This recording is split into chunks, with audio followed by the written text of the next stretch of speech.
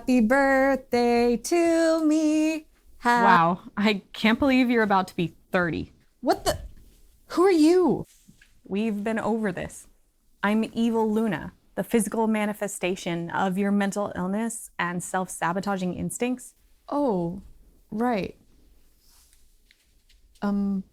So, how are you? Terrible, and you should be too. You're about to be officially old. 30 isn't old. 30 is definitely old.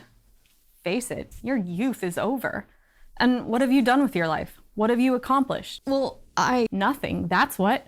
You don't have a career, or money, or a relationship, or children. And what do you have to look forward to? Watching all the young, beautiful people fall in love and find happiness while you wither away into a pile of dust and loneliness? Oh, but happy birthday, I guess. happy birthday to me.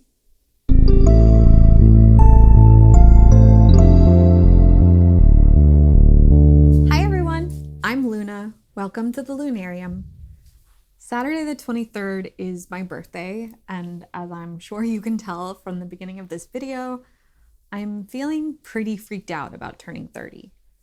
I find this really frustrating because I don't think I should be freaking out about turning 30. I know that a lot of what I'm feeling right now is just an internalization of the ageism and misogyny that permeates our culture. I know that age is just a number that has nothing to do with a person's worth, and I would never think that someone else's life is over because they turn 30. I still can't help feeling like my life is over. So today I wanted to have a conversation about the mental health effects of aging, both in general and how it can be worse for people living with chronic illness or trauma. Let's start with the effects of aging in general. I don't want to generalize about all cultures, but here in America and in most English-speaking countries, our society has a fixation on youth and beauty. We're constantly inundated by movies, TV shows, and advertisements that basically equate the two. In order to be beautiful, you need to be young. And there's an assumption that in order to be successful, you need to be beautiful. I was actually afraid to make this video because I wasn't sure if it was smart to let everyone know how old I am. I'm really wanting to grow this channel, which reminds me, if you haven't already, please subscribe. It would be the best birthday present ever. And I was afraid that if people knew that I was 30, I wouldn't seem relatable or attractive enough for people to want to watch me. It seems like most successful YouTubers grow their audience when they're young. I'm pretty sure it's just my low self-esteem that's making me think this way, but just the fact that I have these fears says something about how aging affects our mental health. While getting older can be difficult for anyone, I feel like it's especially difficult for women. Women's worth is often judged based on our appearance, as in how desirable we're considered by men, and most Western beauty standards are based on youthfulness. Just take this clip from How I Met Your Mother. The more you learn about a person, the better chance you have of hitting the fatal O moment. The O moment? Yeah, that moment when you find out that one detail about a person that is going to be a deal breaker. It's a promise ring. I made a pact with God to stay a virgin till I'm married. Oh. I just turned 30. Oh. Sure, Barney's supposed to be a misogynist jerk, but sitcom jokes are based in tropes that people are supposed to relate to. No one would laugh if Barney said his O moment was a woman wearing a yellow shirt or working in finance or having a French accent or something. But people laugh because even though we're supposed to find Barney shallow, it's believable and even relatable that a man in his 30s would find a woman who is 30 completely undesirable. I think part of the reason why our society treats women as though they lose worth as they age has to do with assumptions about a woman's fertility. And if that's true, that's incredibly disgusting. Even so, I have this sense of a ticking clock, This knowledge that I was born with a limited amount of ovum and that every year that I age, I'm losing opportunities to carry a healthy natural pregnancy. I'm not even sure that I want biological children, but just the fact that I might be missing out on the chance to do so makes turning 30 feel very difficult. I'm nowhere close to being in a position where I could create a healthy, safe, comfortable home for a child. What if I can't get to that position before I become infertile? I think some of why I feel so freaked out about turning 30 is that my life looks nothing like I thought it would at this stage. And I don't think that that's a super unique experience. I think a lot of millennials grew up thinking that our life would follow the general pattern that our parents did. We'd start our future career by this age, we'd get married by this age, have our own home by this age, and have children by this age. But the economy and society looks a lot different than it did in our parents' generation. And it isn't often feasible for people to own their own home or start a family before the age of 30. What I'm trying to say is that even though I know that it isn't feasible to follow the same life path as was expected decades ago, I still feel behind. I just have this sense that you're supposed to be in a certain place by your 30s.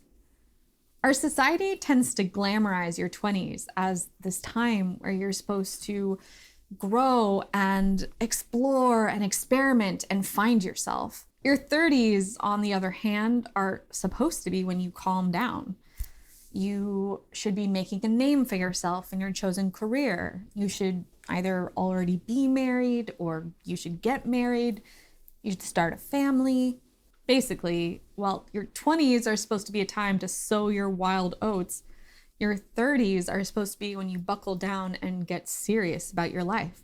It's okay to struggle financially and to make dumb mistakes and to not know who you are in your 20s, because that's just part of the exploration and experimentation that people expect you to do at that age.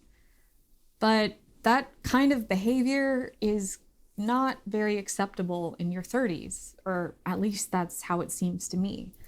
You're supposed to have gotten all of that out of your system. But I still feel really unsure about who I am or what I want my life to look like. And here's where the effect of chronic illness and trauma come in. Most of my 20s were spent coming in and out of mental health crises. I spent a lot of time inpatient or having trouble leaving my home or getting out of bed, or having such crippling anxiety that I didn't feel like I could interact with other people. Any time that I lived far away from my family of origin, I would have a mental health emergency and would end up needing to move back home within a matter of months. My health prevented me from gaining any real sort of independence or stepping outside of my comfort zone or really figuring out who I am, something made already very difficult by my borderline personality disorder. I feel like I've missed out on the 20s that most abled people get to experience, and that now that I'm turning 30, I've missed out on all opportunities to experiment and to find myself. Something that not only interferes with my ability to heal and to mature, but that also prevents me having meaningful relationships with people my own age. I just feel so small compared to most other adults. I haven't had the experiences that they've had. I haven't grown the way they've had. I haven't really figured out who I am the way they've had. I don't just feel behind in terms of experience. I feel behind in terms of maturity. I don't feel 30. And I think a lot of this has to do with trauma. I've basically been in the survival state of freeze since I was 12 years old, which means that internally, I still pretty much feel like a teenager. And the subsequent trauma that I've experienced since age 12, and there's been a lot of it, has only made this worse. Living with PTSD means constantly feeling like your life is in danger, even when you know it's not. In other words, I've been basically mentally frozen for the last 18 years. It's pretty hard to focus on growth and self-discovery when your brain is constantly in a state of thinking it needs to be fighting for survival. But just because this is the way things have been doesn't mean that this is the way things need to be. I may not be able to change the past or stop myself from reliving trauma, but I can change the way that I frame turning 30. It's actually a big deal that I'm here today. Many people don't get to live long enough to turn 30. And also, I struggled with suicidality for so many years that I honestly never thought that I would make it to today. I'm here because of all the support and help that the people in my life have given me, and also because of how hard I've worked on myself and how much I've fought for myself. I may not feel like I've matured and developed the way that most 30-year-olds have, but I'm definitely a healthier, better person than I was 10 years ago, or even a year ago. I'm proud of all the progress that I've made, and I'm looking forward to the progress that I'll make in the future. And yeah, I haven't experienced a lot of the things that I wanted to by this point in my life, but instead of regretting all the missed opportunities, I'm gonna try and be hopeful about what might come in the future. I am in charge of my life, and my age doesn't dictate what kind of experiences I get to have. To anyone else who's struggling with getting older, know that you're not alone. That's completely understandable, especially in the society that we live in. But know that really you are in control of you. Your age has absolutely nothing to do with your worth.